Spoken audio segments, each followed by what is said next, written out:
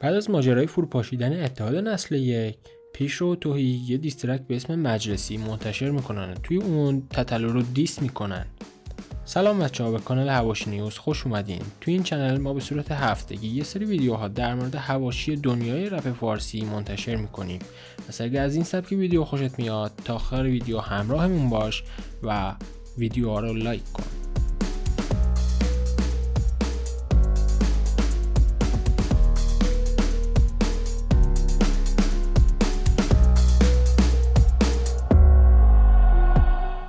تتلو نسبت به این ترک اینطوری واکنش نشون میده: بقیه بیکارن و بی هنر، بی خانواده و شعر و تحریر و صدا و نوت‌ها و تنظیماشون هم کار 5 دقیقه است.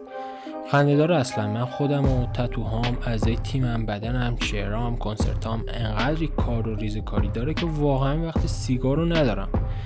دیگه باید ترک کنم، چه برسه به جواب دادن به کسمشنگایی که خودم لوح یوتیوب دادم دستشون. ولمون کنید جون مادرتون. من نه جز امیر تتلو گوش میدم نه کسی رو دیس میکنم، چون آخرین نفری که دیسش کردم مردهاش تو گور لرزیدن. بدبخت پرش افکار پیدا کرد، کلا محو شده. انسانیت قبول نمیکنه اینجوری کسی رو نابود کردن.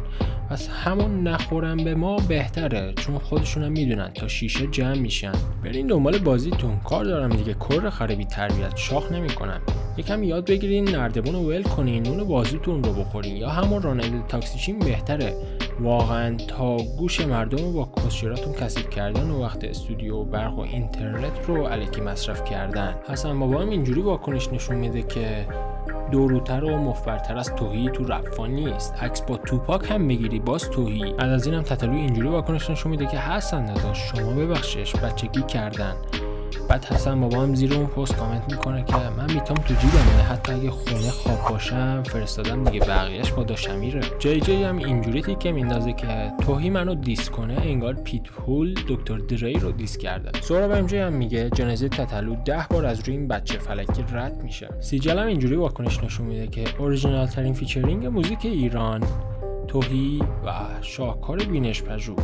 حسین تویی عزیز، من یه سوالی هست دارم. توی عالم رفاقت هستن، شما حتی اگر اجازه داشتی که در صورتی که اتفاقی هم برای رضا بیفته اثر رو پخش کنی، وکالی که ازش داشتی، و الان بدون هماهنگی چرا این کارو میکنی؟ وقتی که هم منیجرت با من در ارتباطه، هم میدونی که باید اجازه بگیری وقتی میای تو ورس خودت دیس میکنی. مگه اصلا پیش رو فریستایل کنه اینجوری فریستایل میکنه؟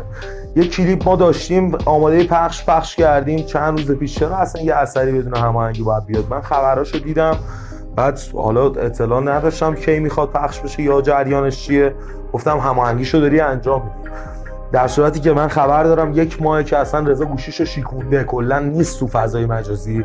اگرم شما میخوای کاری رو پخش کنی قبلش باید با من هماهنگ کنی. بدون اجازه ورشی اثر رو پخش کردی، همه جا گذاشتن، الان هم باید خبرش پخش بشه که بدون هماهنگی پیشرو این ورس گذاشته شده تو اون ترک. چرا باید اصلا شما دیسترکی رو پخش کنی که از سمت خودت دیسه؟ اگرم قرار باشه با اسلیم شیدی پیشرو کار بده، به اون میرسه، چون تو نارفیقی کردی اینجا.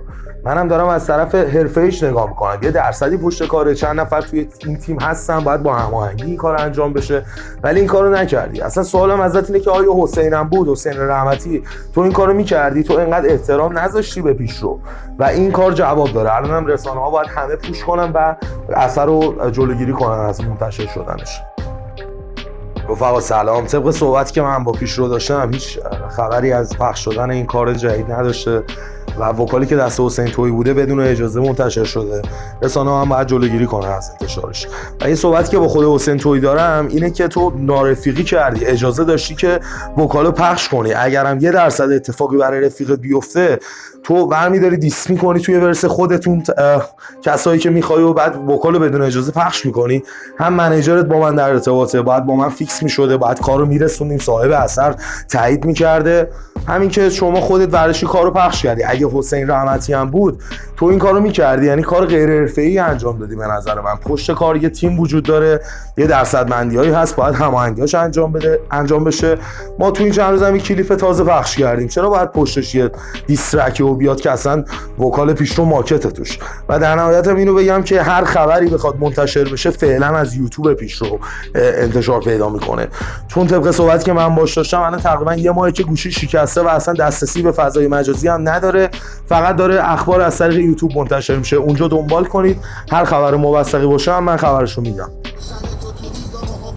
بعد از همه واکنش ها توهی این پست رو توی اینستاگرامش آپلود میکنه که آهنگ بگو سلام رو در حال پلی کردنه و یه تم زیر پستش کامنت های مشابهی میذارن که به نظر میرسه که فیک باشن.